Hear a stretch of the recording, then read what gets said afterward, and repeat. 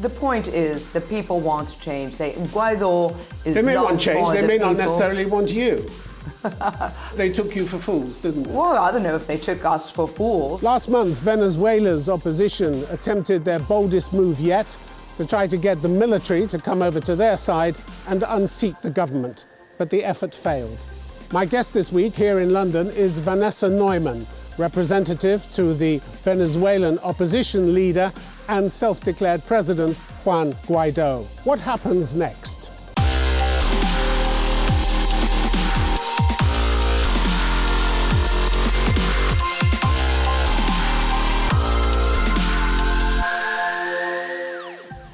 Vanessa Neumann, welcome to Conflict Zone.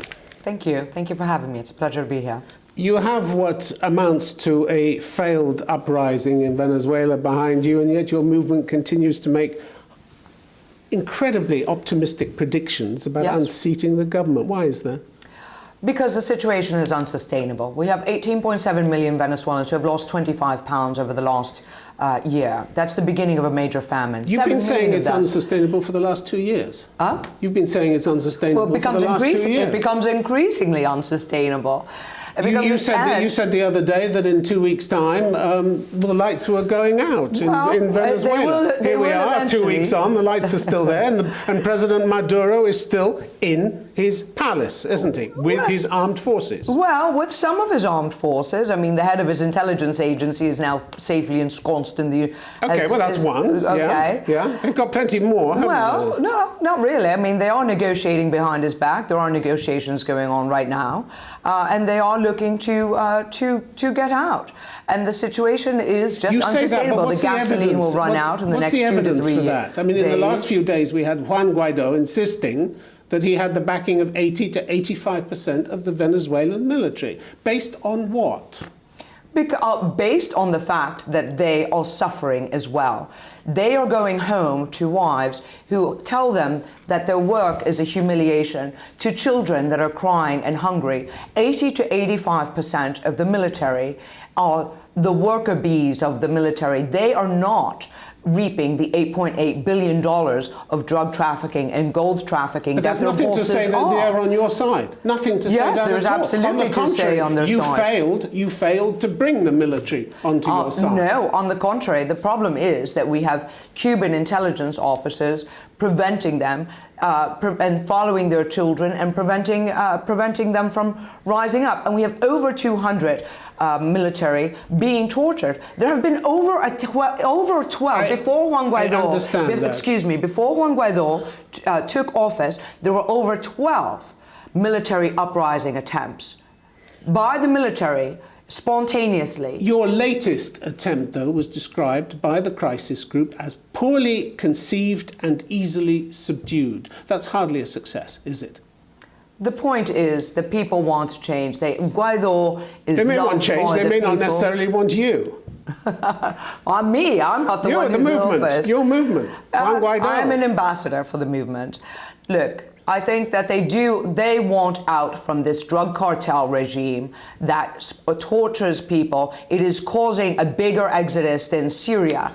This is not, it violates its own constitution. It's not a big exodus than Syria. Syria is at least 12 million people. When you take into account those who've been... What 12 million people? It's about 5 million people have left. So we will be at over 5 people. I'm talking about internally displaced. Well, we will have 5.4 million by the end of the year, and 8.4 million by the end of next year. That far outstrips Syria, and that's according to the UNHCR. That's another prediction. That's according to the UNHCR and the OAS. The UNHCR isn't exactly, a bastion of right-wingness, now is it? Apparently, your biggest mistake last month was to trust the word of the government officials you were talking to. Yes, correct. They're liars, because they're drug traffickers, human rights abusers. Well, you knew that anyway, so why is it such a torturers. big surprise that you were played by them? Why? Why? Because but they took you for fools, didn't they? Well, I don't know if they took us for fools. I mean, we hoped that the positioning of come in defense of the people, come in defense of the Constitution, and accept amnesty and be part of the right side of history would appeal to them. Unfortunately, I think that we rather underestimated that the people behind this, and I was not personally involved. I'm an ambassador. I am not the president. The chain of command flows down to me, not upwards.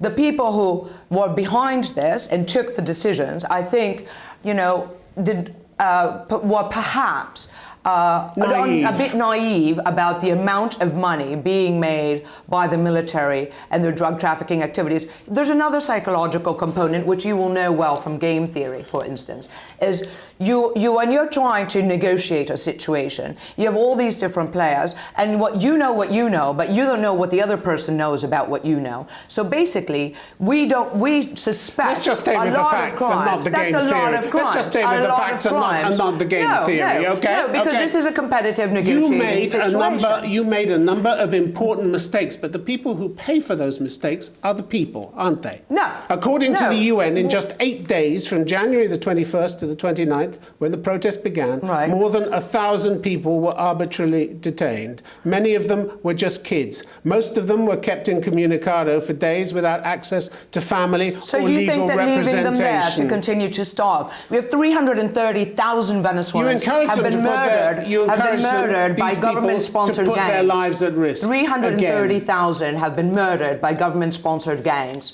7 million will die shortly. And the best you could do was a poorly conceived and easily subdued. Poorly conceived and easily subdued. What are you recommending? Military? Are you advocating a military intervention? I'm not here to answer your questions. You did agree to come here and answer mine. What are you suggesting? I'm asking you, where's your red line here? At what point do you stop urging the people to come out because you're putting more lives in danger? What are the other options then? What do you recommend? That attempt, what happened on April 30th and May 1st, is in keeping with the constitution that was drafted by Hugo Chavez. And I encourage you to read it. And it didn't work. Why should people trust you now?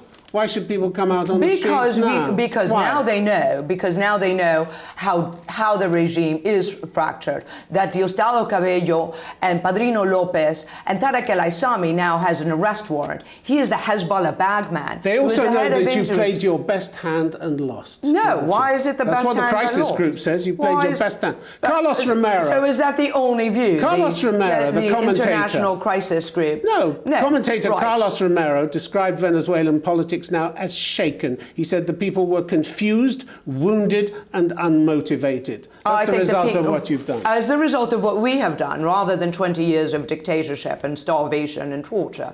I'm sorry to say. You gave them hope, and the hope was dashed, wasn't it? No, and we stand firm, despite the fact that since then, 28% of the National Assembly has been arrested, and our vice president is now disappeared in the classic Latin American sense of the term, as in taken with no proof of life given. And Mr. Guaido insists in the last few days that we will stand firm for the rights of all people, no matter what. Can I just ask the question? Sure. He has insisted in the last few days that there is absolute unity in the opposition. That's pretty hard to believe, isn't it? What do you mean? The Washington Post reported on May the 5th that some of the opposition's senior leaders have begun playing the blame game over what went wrong. So it's unlikely that your unity is solid, isn't it? When the persecution is absolutely across all political parties. The National Assembly members that have been now exiled since May 1st or have been disappeared are across all political parties. How can there not be unity? With them the opposition in Venezuela has been critically divided for years. No. Critically divided what is for divided? years. No, I'm sorry, sir. I'm sorry, Tim. What has happened is this. After many years of the international community blaming us, saying, oh, you can't get your act together and you need to unify, we have unified. We have a president, according to our constitution, called Juan Guaido. Every single party is behind him. My appointment, for instance, was approved by every single political party in the National Assembly. With unanimity. Hang on. Ironically, what has happened is now that we are unified, the international community has fractured. Now you have the Montevideo Initiative, the International Contact Group, the Lima Group, conversations in Havana, and conversations now all over the place. And the irony is that that's the ultimate hypocrisy, is that the international community behaves like a bunch of squabbling children at the time when we have our act together. And since when? And that is a betrayal of my people. Since when have you discovered this newfound unity? Because by November last year, the fights were so bad. By November last year, the fights were so bad that Luis Salamanca, political scientist, former director of the National Electoral Council, said I'll tell you exactly the opposition when we found the unity. is virtually destroyed. January 10th. Destroyed. January 10th, 2019 is when we found the unity. When they suddenly came together, really? Yes, of course, under Juan Guaido, when he became the de facto president of Venezuela, because Maduro is in violation of our constitution. We unified behind our constitution. And not everybody seemed very happy at the way he took the presidency. What do you mean? Yes, they did. Enrique Capriles, one of the most visible Enrique Capriles, one of the most visible opposition figures, said in February, when Guaido took possession of the assembly, the view of the majority of the Venezuelan opposition was that he ought not to be appointed president. The 23rd of January came and he appointed himself. Has been sidelined in Venezuelan politics for some time. Can I just finish? Sure. The 23rd of January came and he appointed himself. We didn't have any information. It surprised many leaders in the opposition. Enrique Capriles has been sidelined from Venezuelan politics for a long time for good reason. He's a two-time loser presidential candidate. And he does not have the support of the Venezuelan people. Juan Guaido. So his views are automatically to be dismissed because they don't coincide with yours. No, they don't coincide with the will of the Venezuelan people who want out from this regime. He is not the leader of a political party. He is not even really involved in the political party anymore. And he fled the country and came in under dubious circumstances. I mean, if that's the one person you choose, when you have millions of people weeping in the streets for Guaido, and he exited the country, and you can see him when he went on the tour, the diaspora in Argentina. And look at the results. Maduro is still in the presidential palace, and you people are trying to find protection in foreign embassies and being arrested. He's in the presidential palace because the Russian military, the international left, thinks that it's perfectly fine, okay, for the Russians to invade us, basically, and have military advisors. Let's talk about the military. And have military advisors and Cuban intelligence agents. Let's talk about the military. And Hezbollah and ELN. The ELN, a foreign terrorist organization, personally intimidated. Hang on. Can we just keep this? Hang on, and stopped the uprising, marched the houses the same way the Nazis did. Vanessa Neumann, we don't need speeches. I want to talk about the military. Okay. I want to talk about the fact that it was reported that Juan Guaido said he would probably accept a US military intervention if the United States proposed it. You have been talking to the US military. Your movement has been talking to the US military. My counterpart in Washington, D.C. strategic and operational planning. No. Let me correct you there, factually. My counterpart in Washington, D.C., Carlos Vecchio, will speak to them on Monday. That conversation has not happened yet. So you're pretty serious about this military intervention by the United States? I'm not serious. Really? We have a commander-in-chief. Our president, that is his decision to make. He says he's already been talking about strategic and operational planning with the head of the U.S. Southern Command. He ordered Carlos Vecchio to have that conversation, and that conversation has been scheduled and announced on Twitter by Carlos Vecchio, my counterpart in Washington, D.C., for Monday. Such a move would also split the international community. Again, you say it's so split anyway. So you're not bothered about that. The European Union says it doesn't want military intervention. The Lima Group says it doesn't want military intervention. You don't care what they think about this? We are looking at all the options. We're also involved in conversations and negotiations to find a peaceful solution, a peaceful resolution. The offer is now, and has always been on the table, for them to leave the country peacefully on a plane, get out, take their ill-gotten gains, take their ill-gotten $500 to $800 billion that they have stolen, okay? Take some portion of that and leave, and let us to get back to democracy, and let the 85 to 90% of people in Venezuela who want Maduro out to carry on with their lives. Let me just be clear about this. There are many options. Let me just be clear about this. You say they can get on a plane, get out of the country. Yes. So no justice and no accountability for these people who have been murdering and torturing. They just got off scot-free. How forgiving do you think the Venezuelan people are? That or is should be after what you say has been done to them? Well, the murdering, the torturing. Well, that is something that will be taken up and where? If they get on a plane and go You can off? download the document. Where? You can download the document. It's called Plan País. And it's in there. We have a plan for transitional justice. It's in our governance plan for transitional justice and the Truth and Reconciliation Commission. which happens after you have regime change. And you know this, because we've done this. This has happened a number of times before. So we will follow the international standard on this. Really? The fact is these offers of amnesty may well be illegal under international law, might well run counter to Venezuela's international obligations. In January, Human Rights Watch called on you to amend your amnesty bill, saying that any amnesty guaranteeing impunity by absolving government and military officials of the most serious human rights violations is incompatible with Venezuela's international obligations. That's correct. Our ambassador to Czechoslovakia is actually the one who brought the case to the ICC. She's a major human rights lawyer, Tamara Suhu. So you don't have the right to offer these amnesties, well, we can't, blanket amnesties? It depends on what we will take direction from the International Criminal Court on how on crimes against humanity.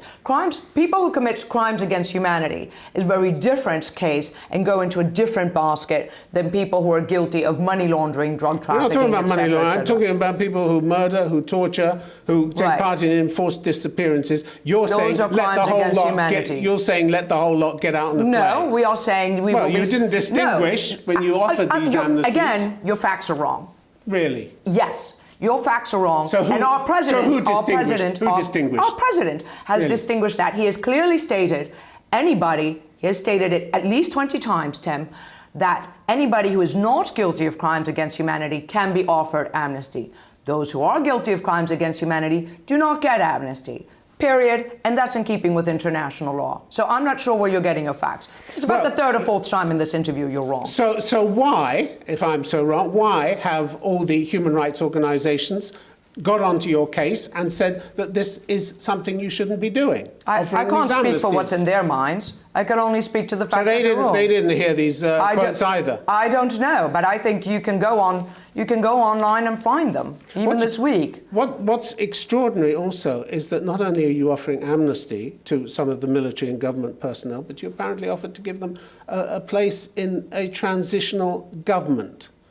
Let's think about that for a moment. Just that how forgiving, happens a lot. How forgiving do you think Venezuelans will be? That is something that will be in consultation with the Venezuelan people.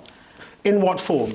In what form? It will be put to them.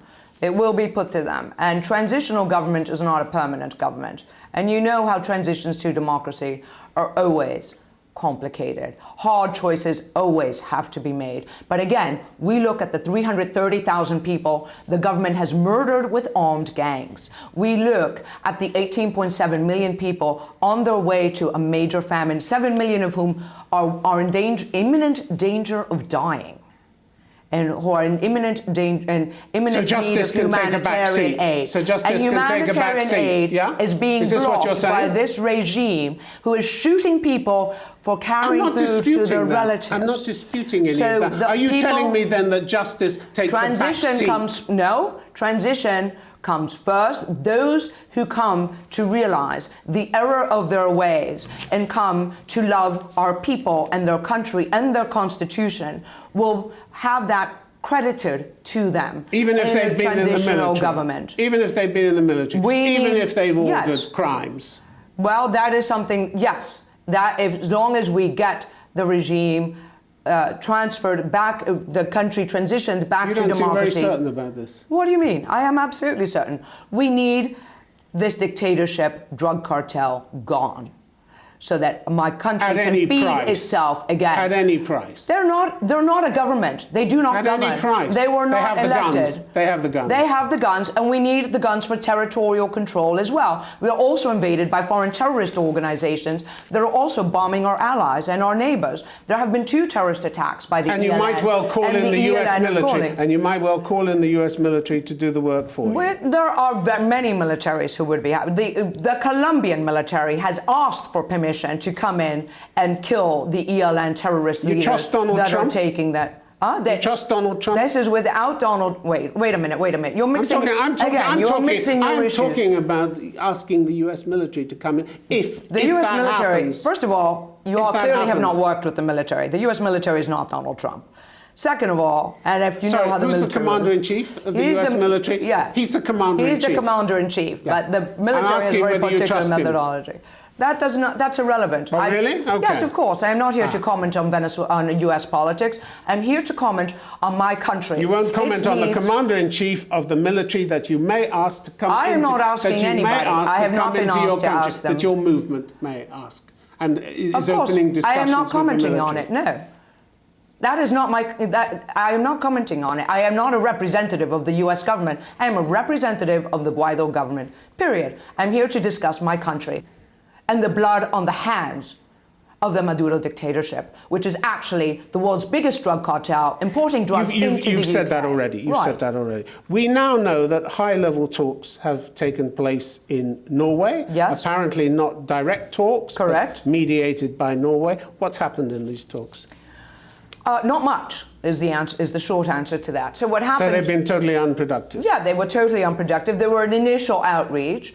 So because the Lima Group, the International Contact Group, and the US, that you love to comment on, were also... Well, you're the ones talking to them, not me. Were aware that and the UN also, again, not a bastion of right-wingness, were aware of these talks, and we sent 2 representatives from the Guaido government. The Maduro side sent 2 representatives. They did not fly together. They did not speak to each other. They did not have breakfast together. Okay, so you wonder what the point was then. Each side met with the Norwegian officials to state their position and under what conditions they would negotiate. We stated... So what's the next step? Then? So we were very clear, and my president has been very clear, and he has stated it once again online yesterday. What's the next step? That we will enter into good faith negotiations that entail an end of the 3-step plan we have laid forward since January 10th. So you're setting conditions for these talks? Of course there are conditions You're setting to these talks. Conditions? Of course there are conditions to talks. There are conditions to any talk. You buy a house, there are conditions. It's a little different. Well, of course. That's right. There are 30 million lives at stake. So, oh yes, if there are conditions for your purchase of a house, there are certainly conditions lay down for saving 30 million people. You're going to lay down preconditions which the other side is going to refuse. No. How helpful is that? No. The other side is the one that never met its conditions. The Maduro regime is the one who has said it does not want elections. We are not blocking free and fair elections. The Maduro regime has. And the Maduro regime is the one that has extended talks. In the past, what has happened is when we have had dialogues, and we had the dialogues according to, they chose the place, they chose the timing, they chose the representatives, they kept our political leaders in prison. And we said, free the political prisoners. No, free, and they just carried on, and in the meantime, they have stolen more money and oppressed more people and tortured more people. Is it a precondition of these talks that Nicolas Maduro step aside? Correct. Absolutely. And what makes you think that they're going to do that for you? What makes you think? Because they were negotiating to get him out already. There has been a plane on the tarmac twice. They were playing you. They were playing you. No, they weren't. They are. You're convinced they were serious? Yes, absolutely. I know for a fact they were. How? That I cannot disclose on air, but I know for a fact that they have been negotiating actively with us and also with other countries to find a way to take them. There are countries that have said that they will take them. So these talks are quite advanced.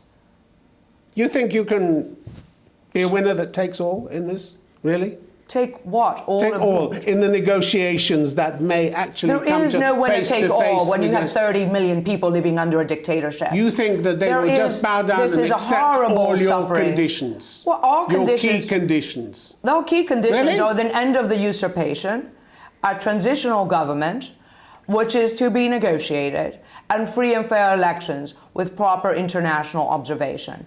I don't see how that's a winner-take-all at all. My country is dying under the gaze of a fractured and conflicted international community that has just watched my people die and be tortured and done nothing about it. Your international community has given Juan Guaido recognition. He certainly hasn't got it from inside the country. No, he absolutely does have it from inside the country. He's had people on the streets. That's not the same thing, is it? What do you expect then? People on the streets is power? People on the streets is love. People on the streets is support.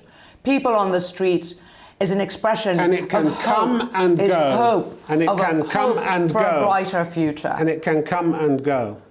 Well, Easily. it certainly went for Maduro, didn't it? Mm-hmm. That's right, because he won't get out of the way, and he had, he's there under a fraud. He is there as a torturer. He is there as someone who did not win a free and fair election. He is still there. And right. you're on the outside. And you're on the outside. Our duty, no, we are not on the outside. We are in the heart of the Venezuelan people. We are in with the legitimacy of all the Western democracies, all the countries that are liberal democracies that have rule of law recognize our Constitution. And they recognize the legitimacy of Juan Guaido. That we are in a situation where a drug cartel has taken all the levers of power. By the way, doesn't mean you're going to succeed any of that, does it? Doesn't mean you're going to succeed. We will die trying. Okay. We have no option but to fight for our people. I will fight for my people until I draw my last breath. Vanessa Neumann, thanks very much for being on the program. Thank you.